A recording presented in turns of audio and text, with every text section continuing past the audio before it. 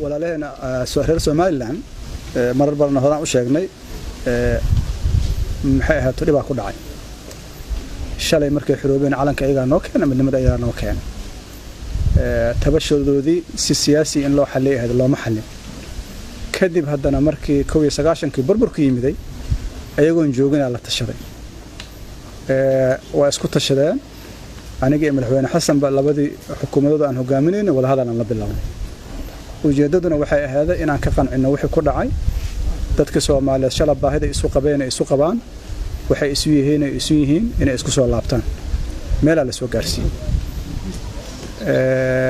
aad uga xunahay bariya dhaweeday waxa dhacay waxyaabo aan ku fiicnayn dawladnimada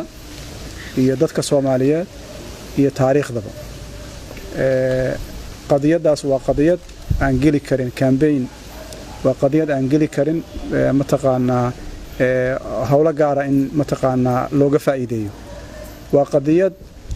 derisku sensitive oo aysan fiicnaan inay soo farageliyaan marka waxaan rabnaa arinta Somaliland waa national issue waxay u baahan tahay waqti waxay u baahan tahay fikir waxay u baahan tahay dadka Soomaaliyeed isaga yimaadaan laga wada hadlay u baahan tahay aragti wada hadal oo ku aadan arrimaha Somaliland ma hayno kaliya waxaan maqalnay madaxweynaha iyo ra'iisul wasaaraha Ethiopia inay isku arkeen Ethiopia ninka la yiraahdo madaxweyne Muuse Biixi kadibna lagu ballamay in la isugu tago waxyaabo badan laga hadlay waxyaabahaas laga hadlay waa waxyaabo keeni kara in la sii kala fogaado xal in la raadiyo dawladda wixii loo sameeyo wixii laga rabay laakiin waxaan aaminsanahay wadiiqadaas wadiiqo fiican ma aha xilliga hadda la joogana xukuumadda hal shay bisa laga rabaa ama laba shay baan dhaho wixii ay haysay oo gacanta ay ku haysanayeen inay sii xajiso iyo hawlihii socday halka shay oo laga rabo waxa arrimaha doorashooyinka maanta arrimahaas u taagan wada hadalkii socday inuu sii socdo cidii ilaahay u qoratimaad ay ka sii shaqeyso laakiin qof gaar u amale anagoo dhan ka wada qayb qaadanayna dawlad goboleedada ka wada qayb qaadanaya dadka Soomaaliyeed ka wada qayb qaadanaya maxay loo arrin khusaysa maadaama anaga walaalaheen dariskeenana xoogaa wali kalsooni badan aysan jirin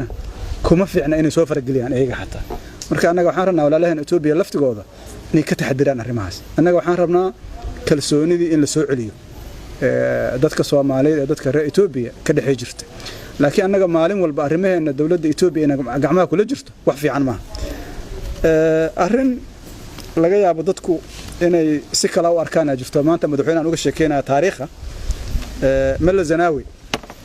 yaa markii aan heshiina kadib waxa warwariyaa hadda ka hor dawladdeedu inay dumishaa ku sagatay hal nin oo ciidana xuduudda ku soo dhaafay banaanka iga mar way fahamteena umaleena macnaheedu waxaan ka wadaa wuxuu realize gareeyay Soomaaliya ciidan lagu ma qabsan karo ani waxaan aaminsanahay nin mala zanaawi ka xoog badan oo dalka soo xukumay ama imaanaya ma jiro meeshaan uu yimiday waxa ogaawada laga dhacay waliba anaga hadda ninkan waxaan islaan meeshii yimiday waxba la sheegay Soomaaliya waa heshiis dhici doona islahay waxaan filayna marka hadii uu rabo inuu Soomaaliland maamulo halkaana maamulo Jubbaland oo ciidan geeyo iyo gedo arrin fiican ma aha arrintaas marka waxaan leenahay anaga walaalniman diyaar ku leenahay colaad ma qabno waxaan rabnaa mugdiga jirana in la bixiyo waxa la qabanayo in asla naqaano hadii Muuse Biixi adiga kaliya keeni karto waa hawl kale noo sheeg laakiin anaga Muuse xiriiraan leenahay dadka walaalin reer waqooyi xiriiraan leenahay waa isku fiicannahay waana Soomaali waxaan isku dirnay anaga naqaana markaan ku baahan anaga ku yeeranayna inoogu kaadi